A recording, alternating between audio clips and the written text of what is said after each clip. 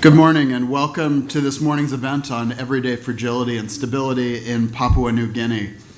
We have a mixed in-person and online audience today, and I think many of those in the room are very familiar with the U.S. Institute of Peace. Maybe for those who are not here, just a short word, if you're not quite as familiar, USIP is a national nonpartisan institute based here in Washington, D.C. on the National Mall. We were created by the U.S. Congress in 1984 to help prevent, mitigate, and resolve violent conflict abroad, and we work around the world in this pursuit. My name is Brian Harding, and I'm the Institute's senior expert for Southeast Asia and the Pacific Islands. And for those who know me, they know that my expertise lies in Southeast Asia, so I look forward to turning over the floor in a few minutes to my colleagues who are the real experts on the Pacific Islands and Papua New Guinea. But I was thinking before I sat down here and turned on the microphone, what a difference a year makes here at USIP. About a year ago, we were just thinking about what a Pacific Islands program might look like here at USIP. We'd hired our first specialist, Camilla Poli. Many of you, I'm sure, have read her work. We were trying to figure out what we might prioritize here at USIP in this vast region. It was also not long after Papua New Guinea had been selected as a focus country under the United States strategy to prevent conflict and promote stability created by the Global Fragility Act. And I think it was natural that PNG would become a focal point for USIP programming in the Pacific Islands region, but definitely this designation created a bit of a North Star for us and some real urgency to our work. You'll hear more about our work at USIP a little later, but suffice to say that any success that we've had in developing this program has really been because of the incredible team that we've developed here. Gordon Peak, based at headquarters in Washington, D.C., Ruth Kissam in Port Moresby, and Zuabe Tinning in Leh. We also couldn't do our job here without the support of Megan Sullivan, who helped make this event happen today.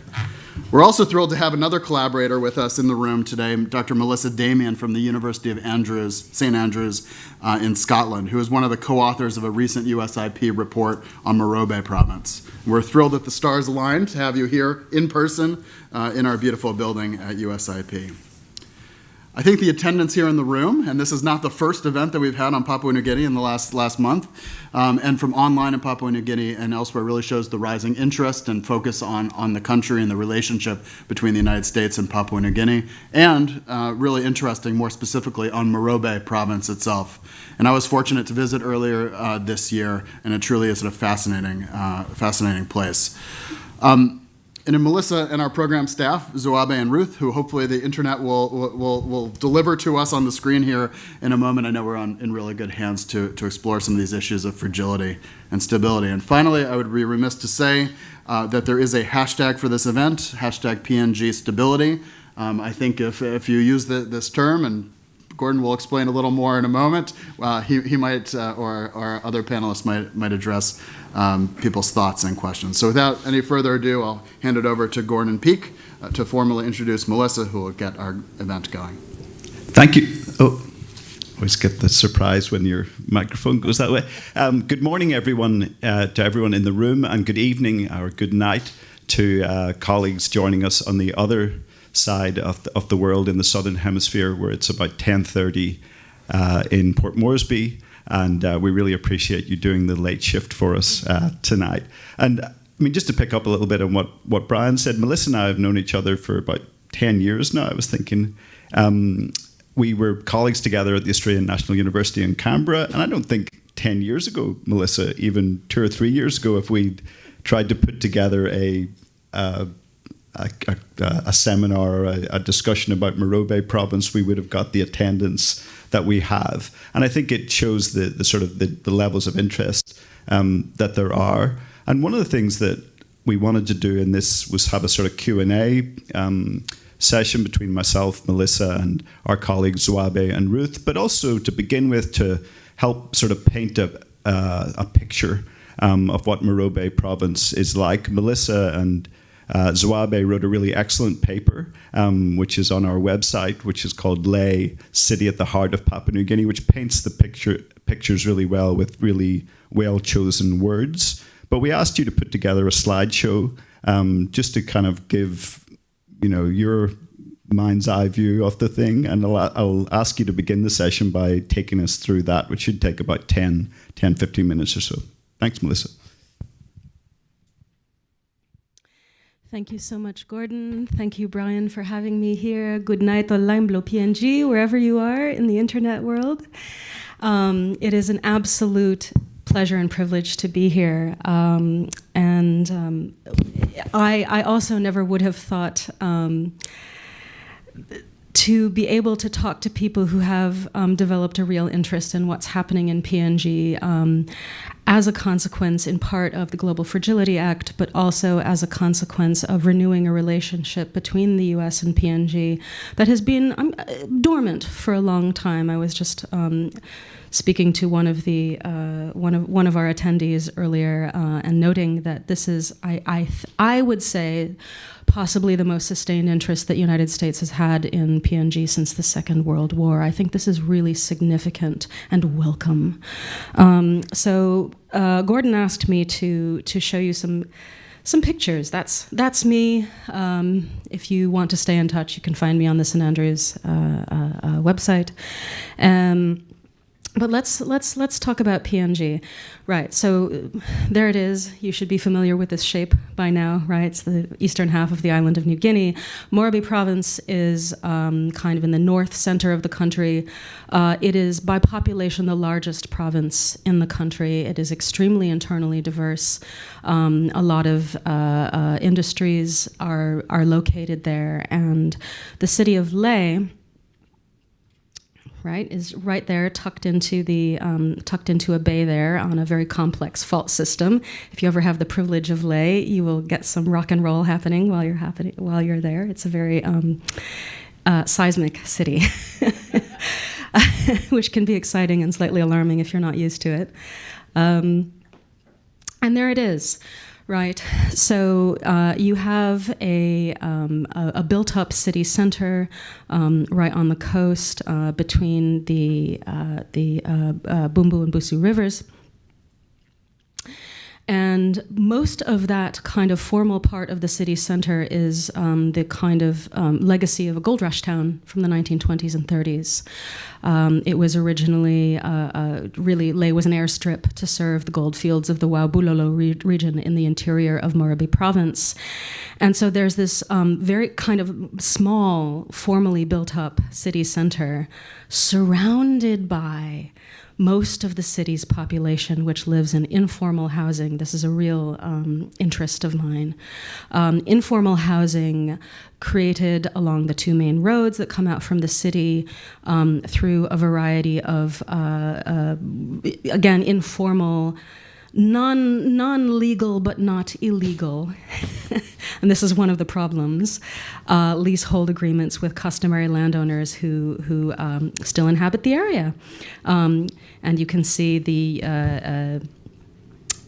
University of Technology of Papua New Guinea is also located just outside of Leh. This is where all the country's engineers are educated, right? So that's the bird's eye view, but that's not really so interesting. What's more interesting is once you get on the ground, and this is what I do as an anthropologist, right? You spend a long time in a place and you get to know it, and you get to know the people there. Again, the city center looks like pretty much any city anywhere in the Pacific, right? You could be almost anywhere. And so for me, what's much more interesting is getting out of the city center and into the settlements. And here's where things start to look really different. Leh is famous for its very heavy rainfall. If you have the privilege of going, you will be often told by somebody, "Welcome to rainy Leh." And its unsealed roads don't fare very well in these conditions. Also in the settlements, there's fairly patchy infrastructure. Closer to the city, you'll have electricity, you might have plumbing, you might not. And the further out you go, you're living in an urban environment, but not really with urban amenities, apart from a fairly decent public transport system. And so what I'm interested in as a researcher, there we go, is what people in the settlements of Leh are doing to help themselves, right? There's not a lot of interest from politicians for the most part, unless it's an election year. There's not really a lot of resources at the provincial level. With the best will in the world, the provincial development officers can't do a lot with the very minimal budgets that they have access to. And so what I've been working on since about 2016 is kind of self-help initiatives in the settlements around Lae, right? Just because people are, don't have access to a lot of resources doesn't mean they can't organize themselves to try to make things better in their communities. And this is what I've been working on. This, for example, was an effort by a local youth group to try to address a sort of spike in attacks on vehicles, kind of random attacks, not really sort of carjacking, but just throwing rocks at vehicles and kind of causing chaos on the main road coming out of Lae. So they held a big rally. There were lots of speeches. There was a lot of prayer. There was a lot of popular music. And this is the kind of mix of activities that I think, in my experience, Papua New Guineans find really stimulating and interesting to think with, right? That you combine sort of pop culture with church culture with, something that might look like political action, but it's fairly apolitical. It's really just, we want to raise attention to a problem that we are having in our communities, and how do we do this? And this is Wabe, right? So this is who I've been doing research with since 2016. And I hope she's on the call somewhere. Oh, me too. Right. So a lot of the work that she and I have done in the last several years kind of came to a grinding halt after 2019 for obvious reasons, but hopefully will be restarted again. Is working with women's groups in particular in the settlements around and outlying villages near Lae to see what these groups were doing again to further their own interests in developing their communities, which in this context means keeping kids in school, keeping kids out of gangs, maybe getting access to some resources for their communities, maybe getting access to some small business loans, maybe getting access to some adult literacy programs. Different communities had different agendas, but they had a lot of things in common, which was trying to support their kids and trying to support themselves to support their kids and to support their families, because there are not a lot of employment opportunities around Lae. So this is Wabe doing her thing. I love the photograph because it shows her in action, right? And hey, go. There we go. And this is the kind of thing that I'm hoping to look at in the future. Lae has very few formal developments outside of the city center. This was one that happened by accident in the early 1980s as the result of some catastrophic flooding that happened near the University of Technology campus. And it was a rare instance of a disaster promoting an actually creative development response, in this case from Australia, where some Australian planners came up with a plan to create a proper suburban subdivision for Papua New Guinea. And this was the plan they came up with. And what's interesting is kind of, the sort of how it started, how it's going meme, right? You all know that one by now. And this is it. So that's what it looked like. That's what it was supposed to look like. And it's kind of come out that way, right? They managed to create this sort of honeycomb plan that the Australians had come up with. Not all the schools and aid posts that were meant to be built have materialized, and rather significantly, the city of Lae has seen fit to locate a dump in the southeast corner of the subdivision, which. Make of that what you will. And so I'm quite interested in how this is, again, an unusual example of formal housing growing up in one of the settlements. But most of the settlements don't look like this. This is quite unique. Most of them are much more sort of DIY, much more built around informal but significant relationships between groups of people. Often it's an entire ethnic group from some part of the province or some other part of Papua New Guinea, and a local landowner to decide, we can build some houses here and we will lease the land long term from you. So this is quite unusual. And the way these kinds of relationships come up are through what I started calling efficacious personalities. And here's one of my favorites. This is Anzeraga. She is a community leader in one of the northern settlements of Leh, and wears many hats, and that's what makes these efficacious personalities able to do the things that they do. So she's a village court magistrate. She's a leader in her church. Which one is it? Seventh-day Adventists. She's a leader in her church.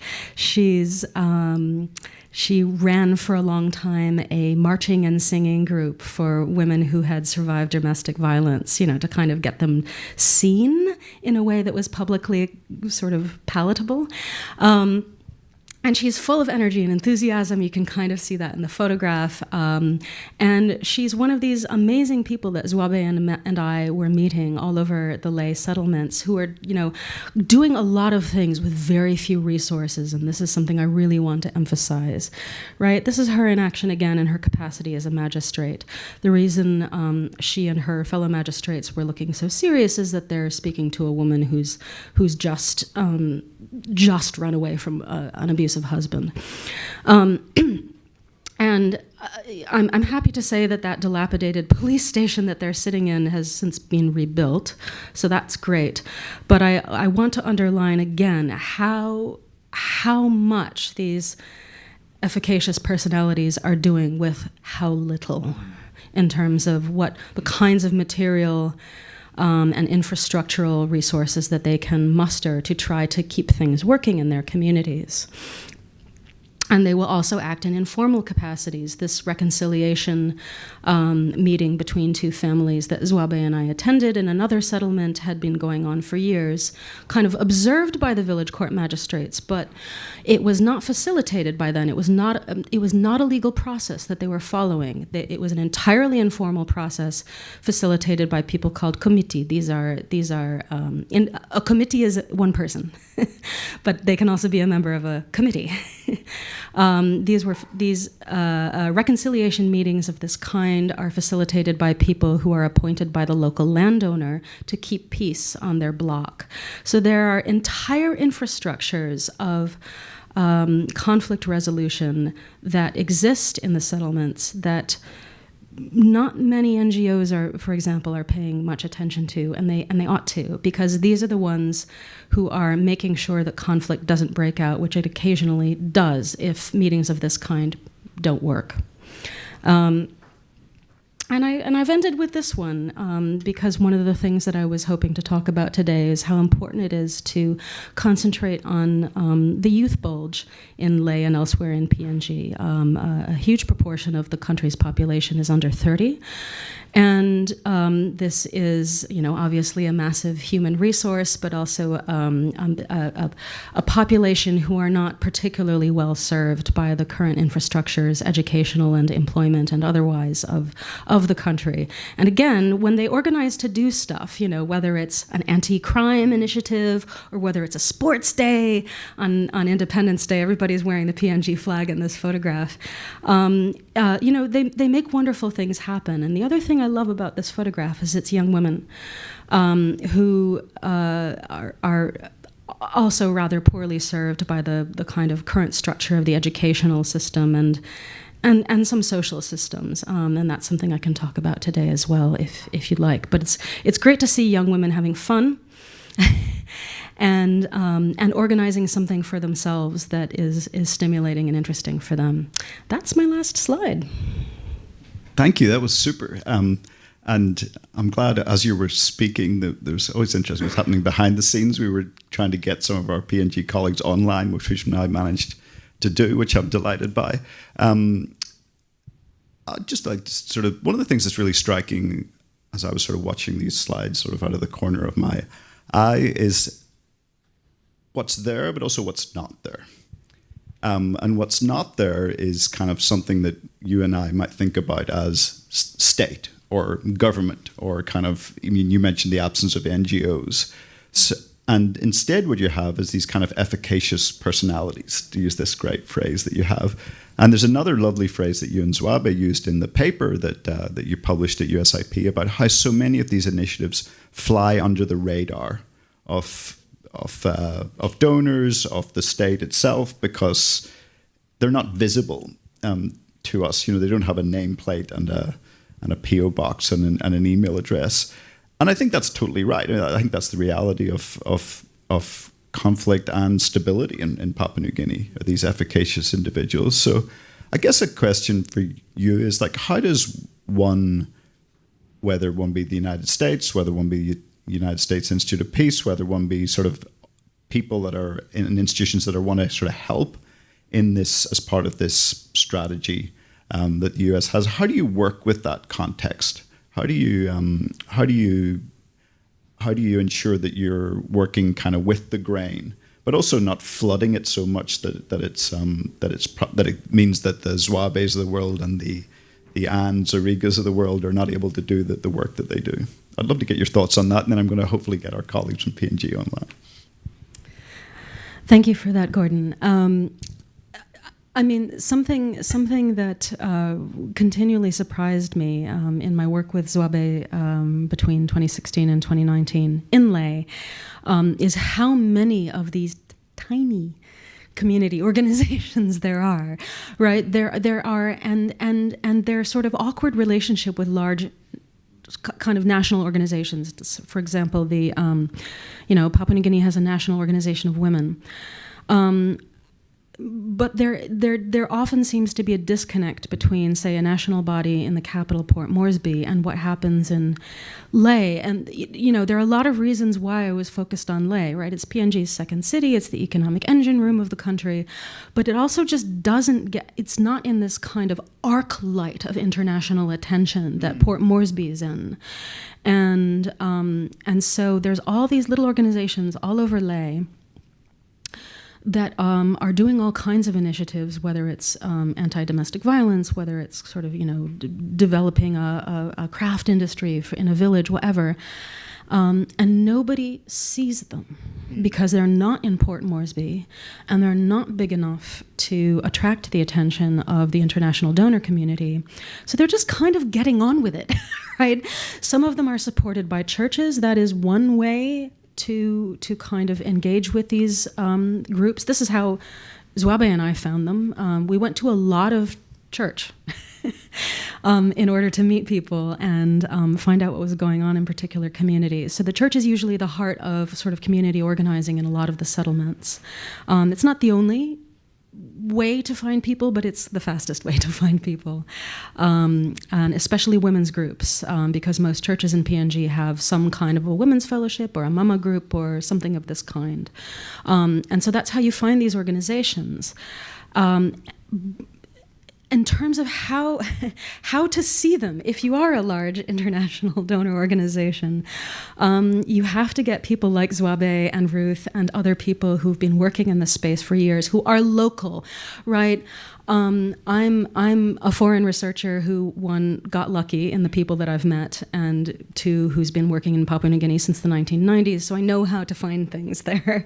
But if you are an organization with not a lot of time, you've got to work with local actors and get them to introduce you to the local community leaders. There isn't a lot of state presence outside of the capital and outside of the provincial capitals. This is something that anthropologists like me and other social scientists working in PNG have been writing about for years. The state in PNG is in some respects detached from a lot of the sort of concerns of people's everyday lives. It does its best, right? But again, there are some structural obstacles to sort of state efficacy in terms of getting out, again, outside of provincial capitals and especially outside of Port Moresby to actually address what people are concerned about. Which is the stuff they're concerned about everywhere. It's education, it's healthcare, and in places like lay, it's stuff as basic basic as a road that doesn't erode with every rainy season. And it's about, making sure, again, kids stay in school and don't get diverted into other activities. It's really, really basic stuff. And it's unglamorous stuff, but it's what matters. Yeah, I mean, the word that was dancing around my mind was mundane and basic, which is... Yeah, but again, as an anthropologist, I'm focused on the everyday. And the everyday is where people are both encountering problems and finding solutions. Yeah.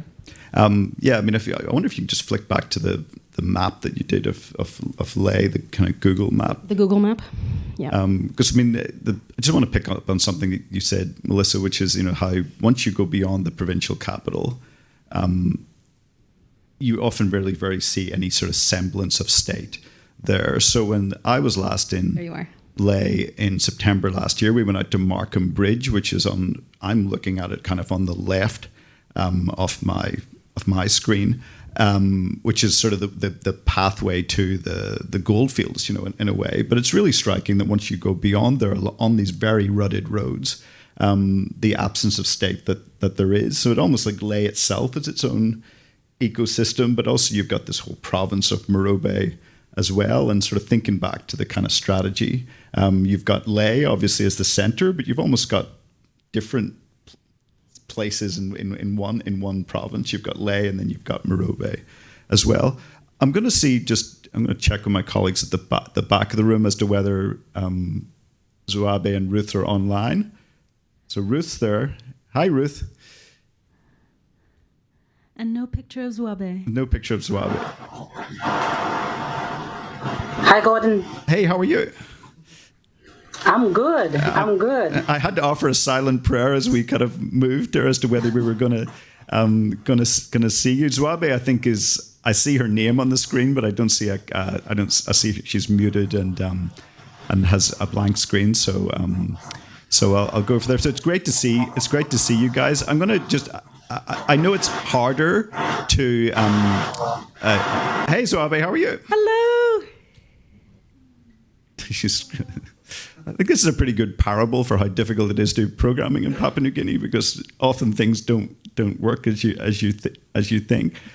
Ruth, it's often sort of easier for other people to praise other people rather than talk about yourself, and that's true no matter what culture you are. But Melissa's and Zouabe have mentioned this in their research about the importance about the Papua. Email. We can hear you. Gordon. Okay, I can sort of see sort of ghostly figures of Zouabe, but not anything else. What I'll do, Ruth, is kind of ask you to maybe talk about it in Zouabe's stead while we try to get her connection worked out. Which is one of the things, and I'd love to get your reflections on it as well. Melissa, is one of the themes that courses through your research in Ley and through Ruth's work as a community activist, as a leader, is working on Papua New Guinea's kind of intimate partner violence problems. And I mean, we all know this kind of statistics that there is of it. But yet the work that Zouabe is doing, that other efficacious individuals are doing, I think Ruth is very much an efficacious individual as well, almost flips the script in a way, and it works on focusing on the perpetrators of that violence and the kind of the social milieu within which that violence is generated. Ruth, I'll maybe ask you first about maybe the importance or the challenges of working in this space of kind of men's behavior change. And before I do, I want to recognize that it's not just Papua New Guinea where this is happening. I was reading the newspaper this morning here, and there was talking about, it was in the metro section, but it was talking about, anti-gun initiatives that are happening with kind of at-risk youth and offenders here in the District of Columbia. So it's important to kind of sometimes when we think of the place far away, that actually it's the place very close to home as well. But great to get your thoughts, Ruth, first on kind of men's behavior change initiatives and sort of that space, because it's something I think that more people are are kind of aware of, but great to get your kind of on the ground perspective on that. And then hopefully we'll get Zwabe worked out. Well, you and Melissa speak. Thank you. Over to you. Thank you, Gordon. And thank you, Melissa, too, for that wonderful presentation on lay. I'll be speaking on my behalf, but that at the same time on Zwabe's work while she's getting a video fixed.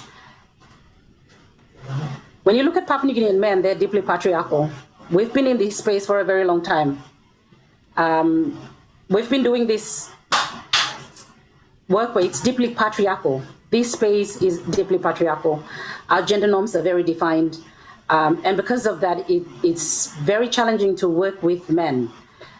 Men are told not to show their emotions. And I think that this is also universal, where other men are also told that men don't cry, men don't do certain things. Well, in Papua New Guinea, it's very pronounced.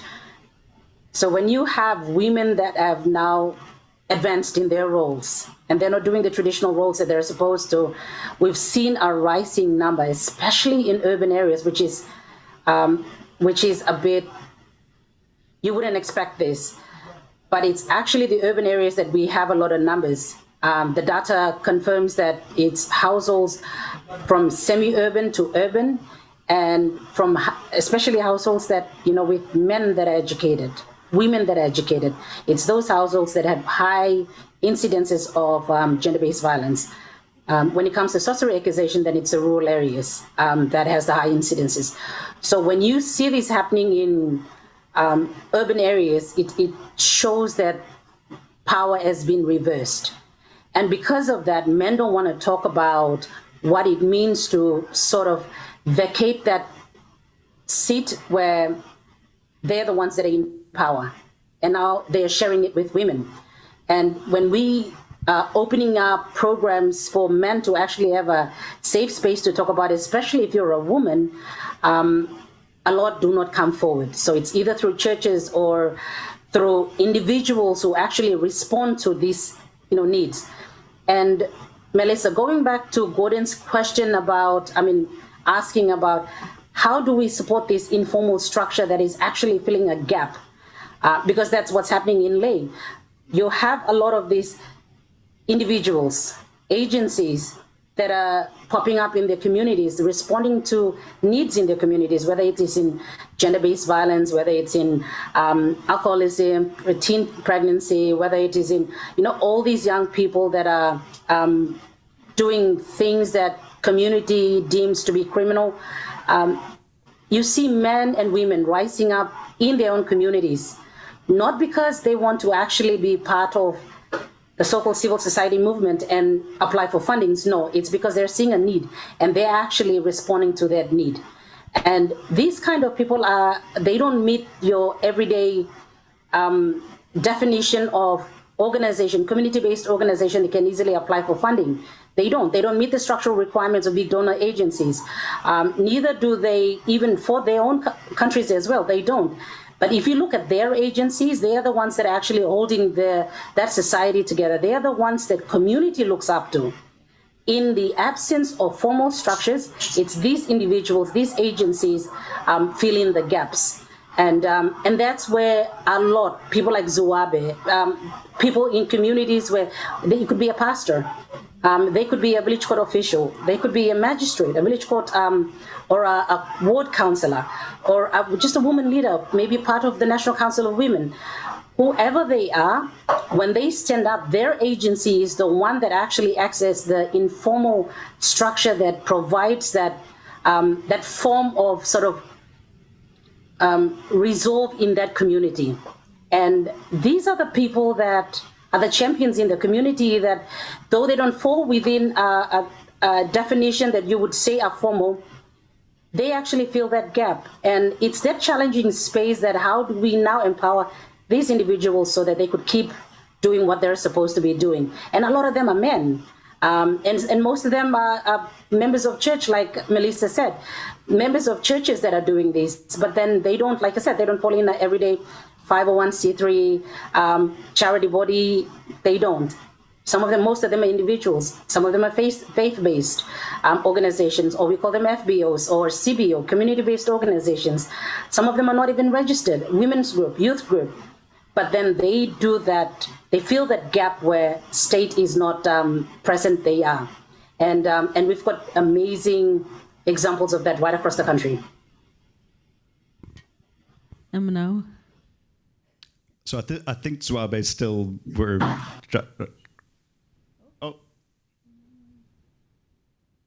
grappling with network issues. I think over in Ley. So it's so I'll maybe ask. It is a classic, and I think it's actually like I'm sort of shows I think how difficult it is to program or do anything sometimes in Papua New Guinea, because there's these the kind of catchword of the country is the land of the unexpected, and sometimes that's great, and sometimes it's not so great. It'd be great to kind of, I think you've actually sort of given the answer actually in a way, Melissa and Ruth, which is that there's almost like a gap here, which is there's a state, and then there's these organizations that are trying to that are doing the work.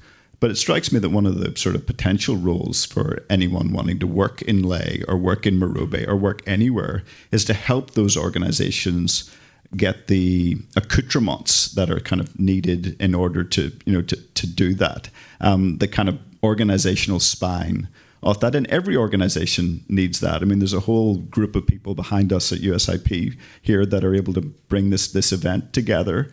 I think when Ruth was speaking, and it's a country that has similarities but not entirely adjacent to Papua New Guinea, as of Timor-Leste, where I spent a lot of my early career, where one of the most successful programs I've ever seen was a program that's now called Nabilan, which in Tetun means light.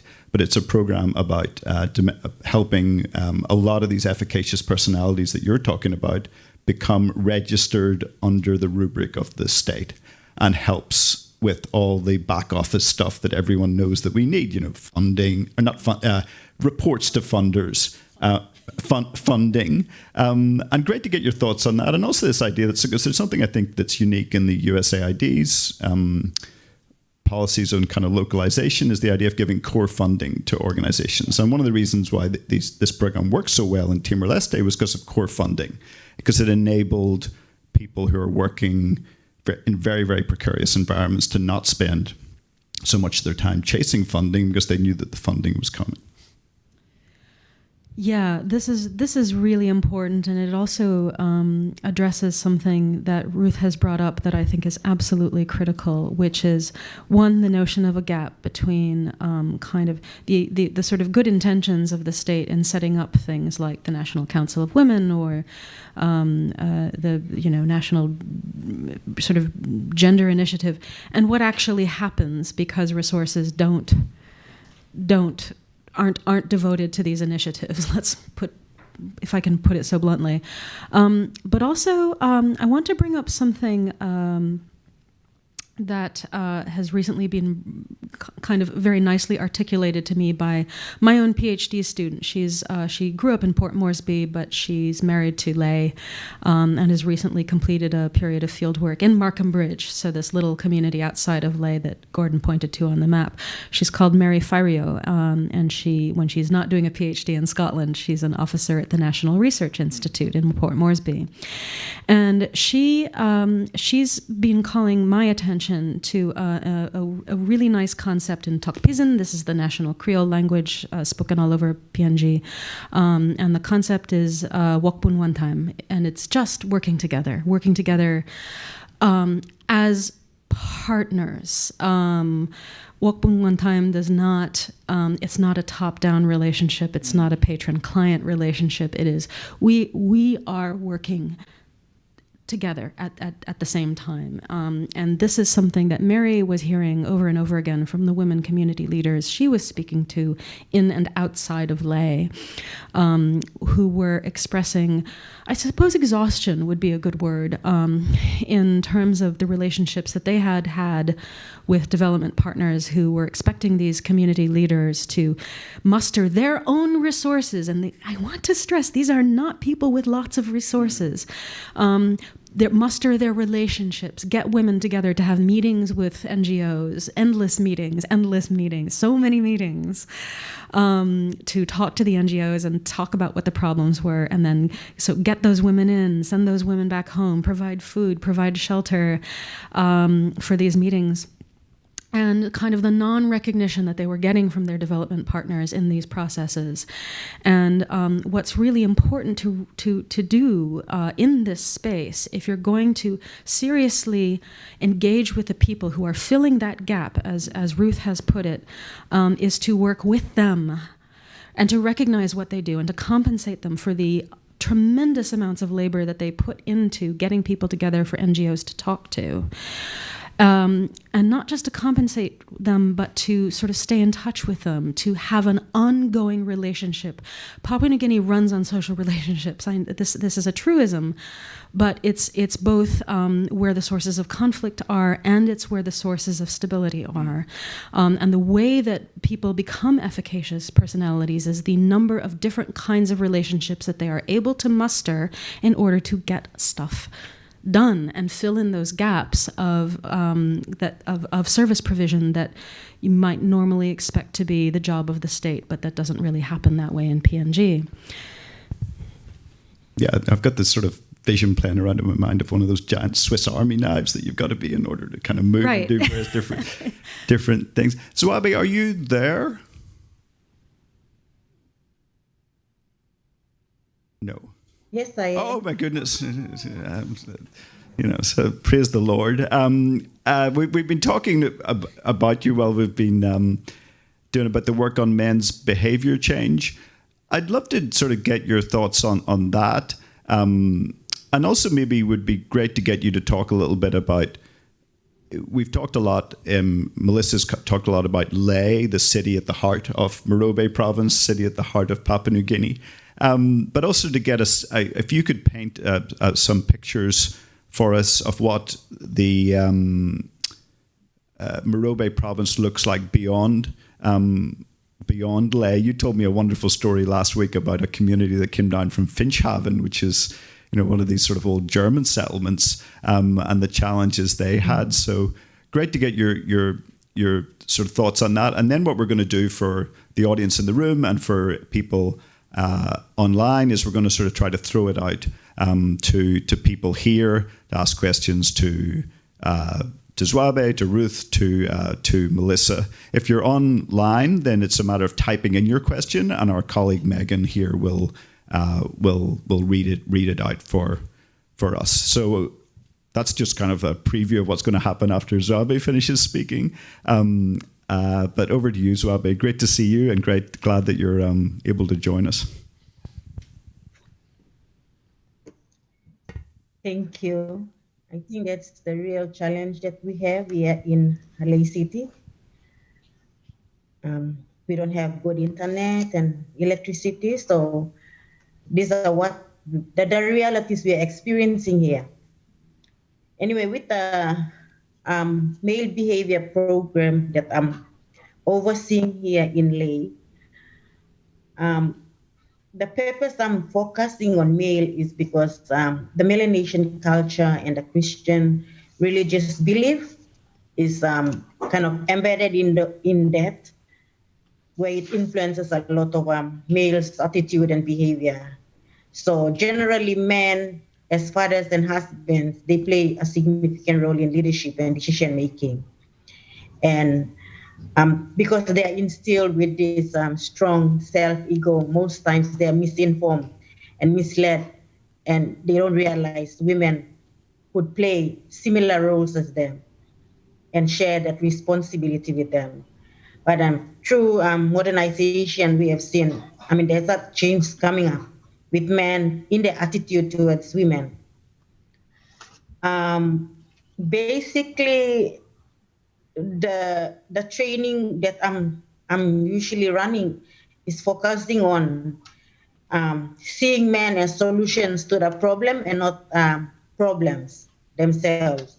So it's like helping men to realize the potentials that they have in them and create positive changes with what they have.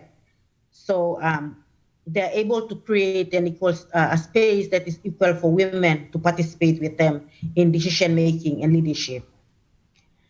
So while implementing this program over almost 10 years, I've realized that culture is something that we cannot change easily.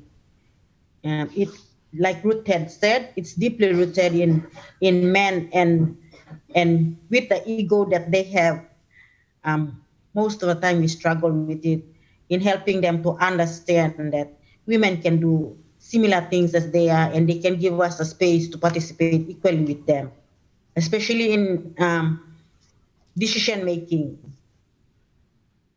Yep. Recently, we had a conflict out in one of the rural districts outside of Leh, and there was a kind of a fight between tribes, and it had been going on for years.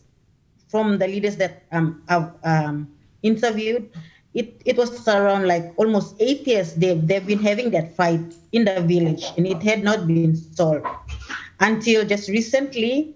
The community leaders came into the city and asked if one of the officers from the community development, the president of the youth council, to go and do some intervention and mitigate the violence and negotiate for peace between the tribes.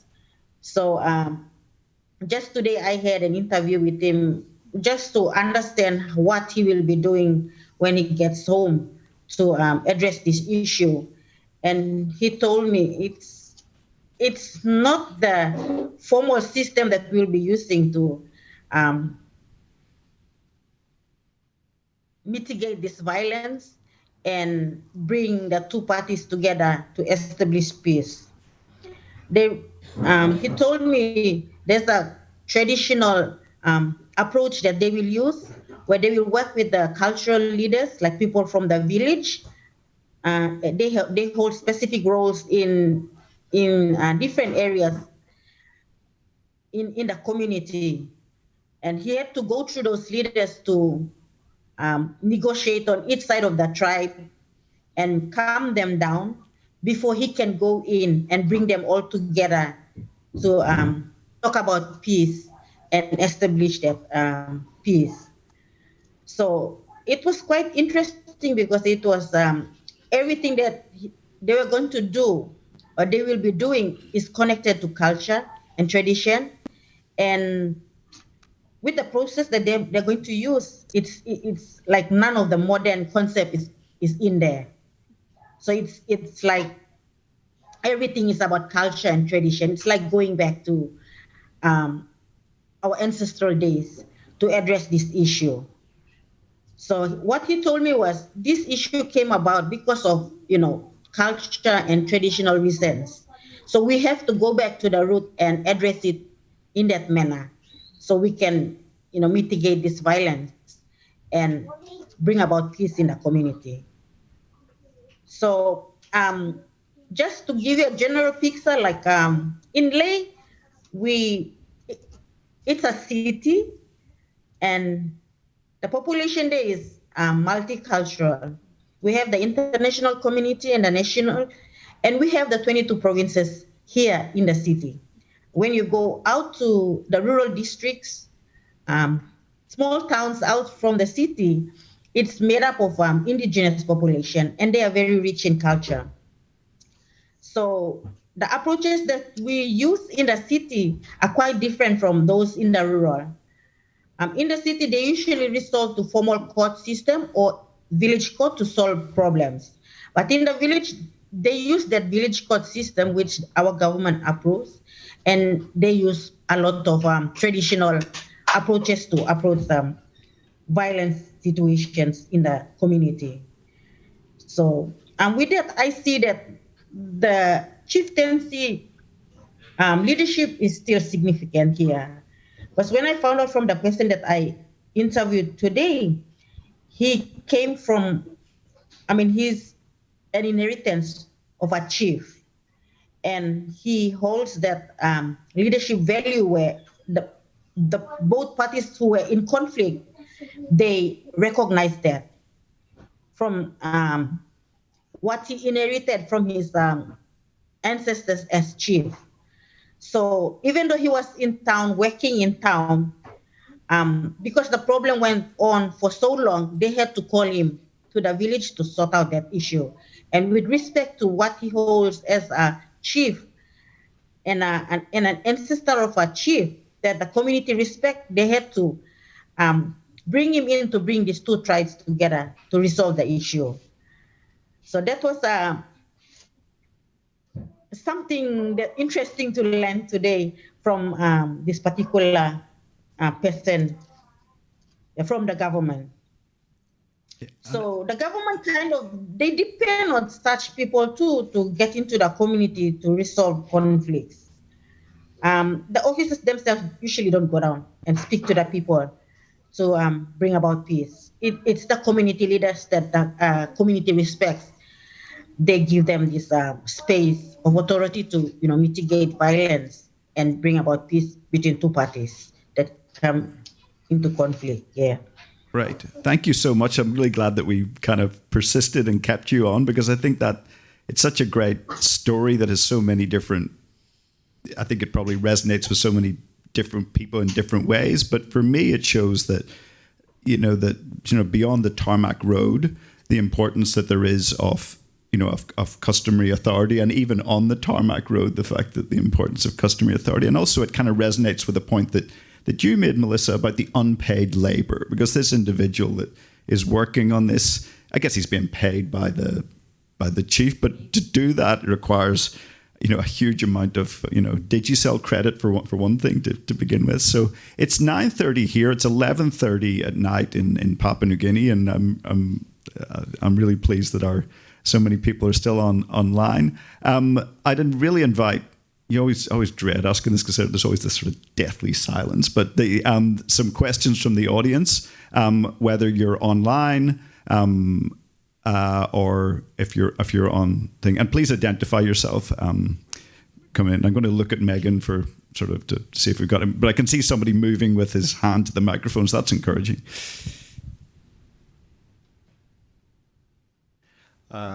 Thank you to the presenters, and thank you, Gordon.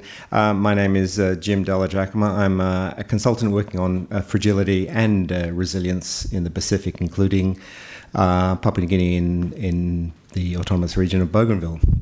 So I have not yet been to Morobe Province, but when the Earth moves, as it did last September, over an ROR we lose our internet. So we're all connected in various ways. In Bougainville, I work with community government, and for those who are not familiar with community government in Bougainville, it is very unique because it has equal numbers of men and women, and currently 45 of the 47 chairs of community government are women. And if you look at those 45 chairs and the 2 deputy chairs, I think you find 45 or 47 very efficacious women. They're community organisers. They're incredibly well networked. One observation or 2 questions. I think Ruth mentioned that some of the efficacious personalities are ward members. And Gordon has noted the gap between the state and the communities. So I'd just be interested to know more, because one of the people you cited was a magistrate. Hear more about some of the growing connections between the formal institutions of state, including local government, and these efficacious personalities, and how important getting them into local government, for example, would be to acquiring more of the resources or getting access to more of the resources of the state for their communities. The second question related to that is some of the most efficacious women I see, not in necessarily their capacities with community government in Bougainville, but as chairs of the school board, get access to the national members' funds and the Bougainville House of Representative members' funds, which is appears to be the main source of state funds that they can get into their communities. So how is that working in Morobe? Okay. Thank you. So, no, I'm so delighted that you were almost jumped out of the chair because you look so excited to answer the question. I'm going to give it over to you. Thank you. On the point of this large representation of women that you're seeing in community and local government bodies in Bougainville, this anthropologists have kind of banged on about the importance of social organization for as long as our discipline has existed, and this is one of the reasons why. Bougainville is matrilineal. The internal diversity of Papua New Guinea and its neighboring islands is something that has attracted people like me for over 100 years. And one of the reasons that this really matters in the present day is that it will have effects on how representation in both community organizations and local government will look and how it will work. So Bougainville is one of the part of the sort of matrilineal fringe around Papua New Guinea. So you actually have, what that means is that women own land. This is really important, and that land ownership moves through them. And so this does inflect things like local politics in really interesting ways. So I just wanted to mention that. But also, in terms of, to your question about the relationship between people holding both formal and informal roles as efficacious personalities and serving as what Gordon described as the sort of Swiss Army knife approach to getting things done, if you've got lots of different functions that you can fulfill. A bit of shameless self-promotion, I've edited a book about this that is coming out later this year with the Australian National University Press. It's called Grassroots Law in Papua New Guinea. Watch this space. And in this book, myself and the other authors who contributed to it are writing about exactly this issue of how particular formal structures, such as the village courts, which were introduced at independence in 1975, have integrated in a really interesting and sometimes unexpected way with local ways of doing things of the kind that Zwabe has been describing, right? So you might get somebody with some kind of hereditary leadership position who's then also sometimes holding a village court role or is kind of coordinating with people who are village court officials to try to resolve conflict. And often one of the things that comes up again and again and again in that book that will come out later is that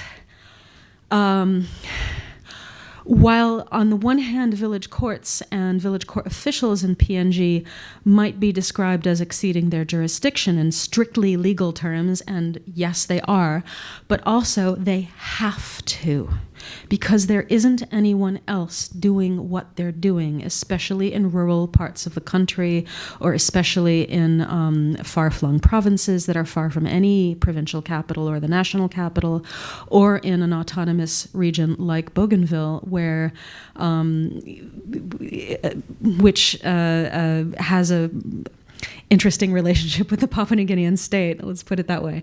So the people who are actually out in rural areas, in provinces that don't have big, powerful capitals like Leh, they are dependent on these efficacious personalities who might hold some kind of official capacity. They might be a village court official, they might be a ward councillor. These are really often really important brokers between state and local communities when they're doing their jobs and when they can get the attention of the state. Who also undertake a great deal of, again, unrecognized, always unpaid, all of this is a voluntary labor, in order to do things like resolving conflicts between groups of the kind that Zwabe was describing. So there's a sense in which people who hold official roles as, say, magistrates or ward councillors have to also take on a lot of unofficial duties in order to make things work in their communities. Okay, great. Thank you. That was very nicely done with your plug for your book as well. Megan is our colleague here is been fending questions online, and I think we'll probably try to ask these to Ruth and Zwabe. So hope your internet connection is good so you can kind of hear it coming from on high. Megan, over to you. Yes, so we have a question from Robert Baskins, who asks, within urban areas, are there any formal efforts within grade schools to normalize perceptions of women as equal to men? I'd want to hand that over to Zwabe and Ruth first, because they'll have more recent experience of this than I do. Over to you. Sure, guys. I'll go first, and Zwabe can go on later. So there is a lot of effort that is being done. We've got organizations like The Voice Inc., which is based in a lot of universities that does leadership as well as civic education, but also talks about the role of women as leaders. We also have another organization called Equal Playing Field, which is a Papua New Guinean organization as well. It's doing an amazing job around seeing girls as equal to men. And it's always been part of, I think even in schools, girls are encouraged by their parents. And most urban areas, but in rural areas, I think that's a challenge. Again, you're looking at tribal, where girls have to go to another tribe's land to go for education. Parents would favor the boys to do that because it's much safer for boys, not so much for girls. But in urban areas, there is a lot of work in encouraging girls.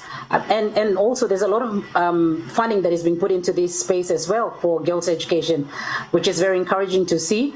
That is also encouraging a lot of girls to go to school as well, and you know, getting parents to see the value that a girl adds to her own family, to her own life, as well as her own family as well. So I think I'll ask Zwabe to probably add on.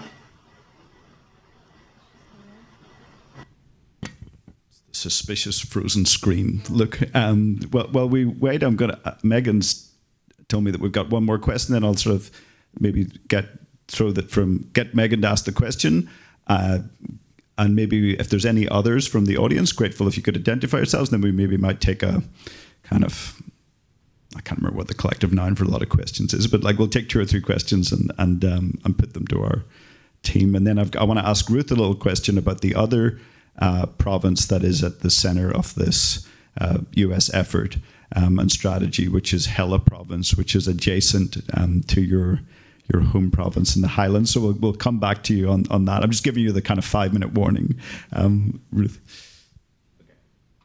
So this question comes from Shira Lippman, who asks, what are potential and or emerging threats and challenges to the security of Papua New Guinea with increasing tension in the Indo-Pacific?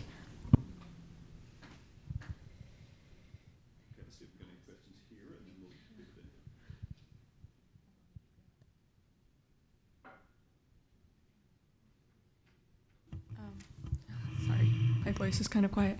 Hi, Melissa, really nice to meet you. I'm Camilla Poli. I work on the Pacific Islands team here. Ruth and Zwabe, really nice to see your faces. I wanted to ask a question about, you talked about these efficacious personalities and all of the work being done in lay.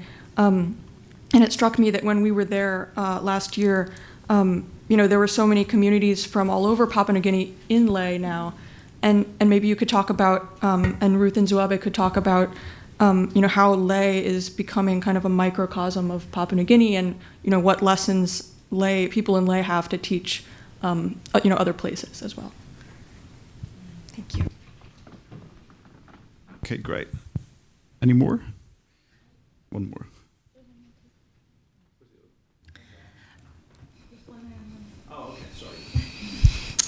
First of all, thank you so much. I'm a human geographer and Africanist, so much of what you shared made my heart and mind sing. I have so many questions. I've been trying to sort them out in my head, but I have one that is tied, if you think about the WPS the Women, Peace and Security agenda, the relationship between protection and participation, and what it means when there is so much happening that relies on these individuals and there are certain vulnerabilities as women or otherwise. What has protection looked like? And then beyond like participation in local government and that kind of institutionalization, what examples might you be able to share of like movement building or alternative types of, I don't know, cooperatives or other coming together where it goes beyond the individual? If you are able to share, that'd be lovely. And then I apologize. Didn't see you. One more. I realized I didn't choose the most strategic seat if I was actually going to ask a question. Samantha Schasberger from USAID, and I sit in our Democracy, Human Rights, and Governance Center. And thank you so much for your presentations. It's been very thought-provoking for me. I will admit, coming to this from my background, I was struck by Putnam has a seminal work on making democracy work and talks a lot about social capital and volunteerism as well. And when we think about communities and the importance of volunteerism, both for democracy, for economic development, and for social cohesion. And so I was struck by the comment about working with the grain and this question of how does one not overwhelm? But also, you know, informal institutions are not bad. It's this question, right, of that balance of should one try and formalize, or how does one let the informal institutions, let the effective people be effective institutions, let them be agents, and keep the spirit of volunteerism that pulls communities together and helps people move forward. And I was struck by the comment on resources, just that, you know, time is a resource, energy is a resource. And so it's recognizing also that those are resources, but as an actor, as a donor, in terms of as one's thinking about this local actors and how to work with the grain, and how to keep that very important spirit there. So I just kind of wanted to throw that out under the heading of, there was a comment on formalizing and, you know, the many kind of steps that go into that, and the idea of building a movement versus just letting it be that there are lots of actors, which can be many points of resilience, but then how do you help in terms of building on and empowering in as much as you can without taking away any agency or being problematic? Thanks. Okay, great. So we've got 4 sort of good questions, and it's a kind of like dealer's choice as to who wants to answer them. You've got that really, I think, profound question about these kind of 1,000 points of light. Well, we're in the Bush building, so we got it. That's a phrase that we're of these efficacious personalities. How do you not smother them? We've got, which is a kind of adjacent to Nagar's question about sort of WPS social protection. We've got Camilla's really good question about how, and we put this in the papers, a set of edited papers that Melissa and Zwabe's paper is in, that there's much for Papua New Guinea to teach the world in terms of successful conflict resolution and mitigation as well. We were in some settlements in Ley, and the ability to use these kind of social capital to kind of sort of weave together, cement together work was really extraordinary. So we've got that question. Then we've got a kind of broader, more kind of strategic question about kind of sort of Indo-Pacific, Papua New Guinea's role in that from the floor. So I'm going to throw it to Ruth first. Which of the questions would you like to give it a crack at? And then I'll ask Swabe, and then I'll ask Melissa. I'll go for the last one.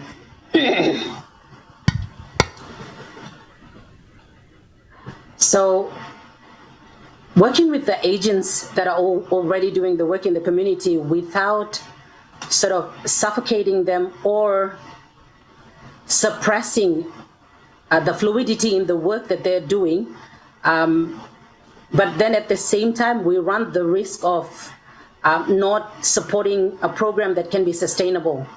So it can work both ways. You want them to be part of a structure so that it can be sustained. Because you're looking at one person, the agency of one person, or should something happen to that person, then what happens to the efforts unless it is passed on or unless it is part of a structure, then it can easily be taken up by another person that comes along. And that's the challenge that we face. But then Papua New Guinea is a relational society. It's communal. What we do and how we do things is with the people that we know.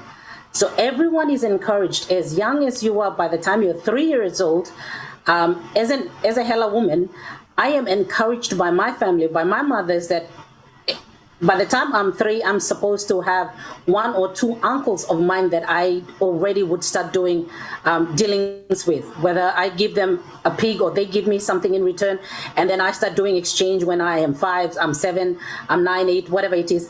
But we, as young as we are taught to start building on relationship. And that's what makes it, I think Melissa touched on that earlier, it's those networks that we build are the ones that actually helps us sustain us in that space that we find ourselves in to try to make something and start helping our communities. Even though it runs the risk of, again, going back to what I said earlier, runs the risk of not being sustained. Because should anything happen to me as a peace builder or a community organizer, then that's it. The efforts that I do will now can either be taken up by someone, but then it might not be taken up by someone because what I do might go with me. And that's the risk that we run. But at the same time, it's also, we don't want to get those efforts or those agencies and make them part of a structure that confines them, restricts the fluidity in which they are able to sort of network and pull in different lots of people, because it's people that does the work. And in Papua New Guinea we have a saying that says it's not what you know, but it's whom you know. And though we also rely on another statement called one talk system, for us it's not one talk system. For us it's the safety net. The people that you know and you deal with, they are your safety net, and that's what we as a society and as a people, we rely on other people. So if I am to set up something, then I bring in the people that I know, who will bring in the people they know, who will now bring in the people they know. So we go through the people we know to get the people that we don't know who should be part of the work that we're doing. And that's why it's really important that while we want to make these agencies part of a structure, we also want to support the work they're doing so that they are not hindered by bringing them into a rigid structure to say that, okay, this is how you apply for fundings and this is how you do reports and this is how you should be an entity and not an individual. By doing that, we could also, like I said, suffocate the work that they're doing to the point that it might also become meaningless. Okay, great. This is the catch-22, the sort of fundamental dilemma at the core of this. Zwabi, are you still there?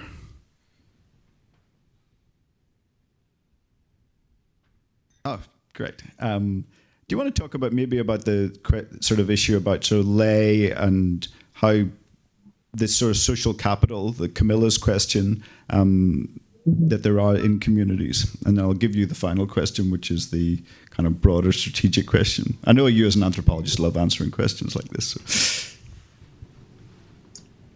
So. Yes, in lay, people, culturally we depend on each other for safety and everything. When it comes to violence, what I notice, because I work mostly in the community and I live also in the community, especially in the settlement, what I notice when it comes to violence, men knows who they go for. They know their enemies and they go for them. They don't just come and, attack anybody else. So the last fight that we had, the election-related fight, there were women there, but the fight was just between men, and men got killed, and all those happenings came about. Women were just like pushed to the corner, or they kind of pushed for safety somewhere, but with relatives or friends or something, and the violence occurred. So, like Ruth said, we kind of we know each other and we know our enemies too. We know who are our friends and we know who are our enemies. But when it comes to violence, when men fight, they don't usually involve women. They fight themselves. And women just move into places to take cover and they go for safety with other friends. Yeah. So that's for women's security at the community level. But otherwise, like when you see it from the outside, it's like we are exposed to any danger. There is no formal security provided to protect us. For the services that we have, formal services that we have, the safe houses are usually for the intimate partner violence. Women who survive intimate partner violence, they usually take protection and safety there, but not with the community violence where there's a big fight and the women's safety is at risk. We don't take safety in such environment that is available out there. So the services are kind of targeted at the programs that each institution is running, and it's not open to accommodate other type of violence, I would say. Yeah, so that's with women's security. But going to the last question, our friend asked about the community groups that are in the community. Most groups are informal and they do things from out from passion. They see issues and problems in the community and they get together to work together as a team voluntarily to address those issues. But when it comes to resources, they find it difficult to access them. Even though like they have the government out there, they usually go up to the offices to ask for assistance to do what they are doing at the community, but they don't usually get the resources that they need because they are informal in context.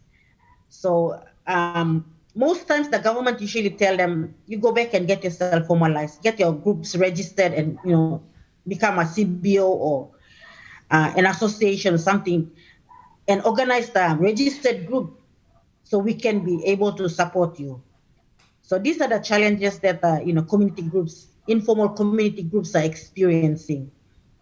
But when you look at it, when service providers like NGOs or government, when they get into the community to implement, they usually utilize those people at the community. And there is no pay for the labor that they're doing in the community. So that's one thing that I see that's a bit unfair and injustice to the people who are serving the community voluntarily. But I'm kind of playing some little role in helping the community to understand how things work out, how they can connect to the formal system and get help from like either NGOs or donor agencies or government.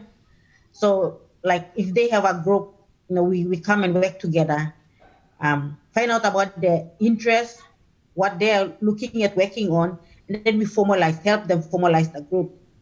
And then we support them to go to appropriate, service providers who have resources, and then they get support from them. And one of the examples of the group that I assisted and we supported them to get them formalized is the Human Rights Defenders Association of Papua New Guinea. That was when I was with UN Women, and the members of that association were like village court magistrate, law and order committees. They were working like voluntarily in the communities in NCD, just serving like every other volunteers. They were struggling with resources like printing, typing of documents and bringing those statements to the court to present it. And we were having discussion. I was having discussion with them, and they came up with this initiative to get an association registered and get them formalized. So this is where I've seen one local group, like a community group, getting themselves organized and formalize themselves to be able to have access to resources and funding from a bigger organization. Okay, great, thank you. Melissa, just the sort of wider sort of Papua New Guinea within the kind of Indo-Pacific world. And then Ruth, I'd like to ask you just to, probably we've got about 5 minutes left, but to close just with some observations about the differences and similarities that you see between Morobe Province, which we've spent the last hour and a half discussing, and Hela, where you are. And then we're going to close before I get to say good morning to people in Papua New Guinea, because I know it's midnight very soon. All right, I think what I'm going to try to do is scale up from what Ruth and Zwabe have been talking about in order to ask this kind of strategic question. It's already been observed by some of you, and I would agree that Morobe and Leh in particular is an extremely diverse city. People in Leh like to say all of Papua New Guinea is here because it has been a magnet for domestic in-migration for a long time. And also when Zwabe and I were taking some of our work back in 2016 and 2017 to Port Moresby and showing pictures of churches in Leh to women in Port Moresby, the first thing that the women in Moresby observed was how ethnically diverse the churches in Leh are.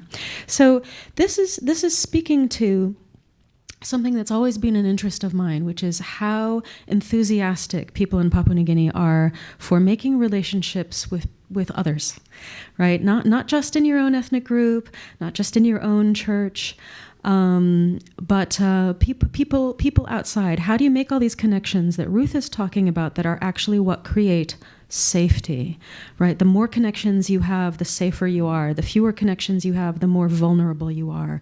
And this is true of people of any gender, people of any ethnic group in PNG. The more connections, the safer you are. The fewer connections, the more vulnerable you are. Now, let's scale that up.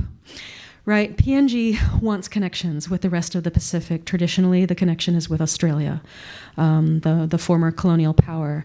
And if you go back a little, it's a complex colonial history. Scratch the surface of that, and the connections are with the UK and Germany, which are still there. Those are extant connections. So those are the obvious ones for PNG, but PNG wants other connections that aren't just these small handful of countries.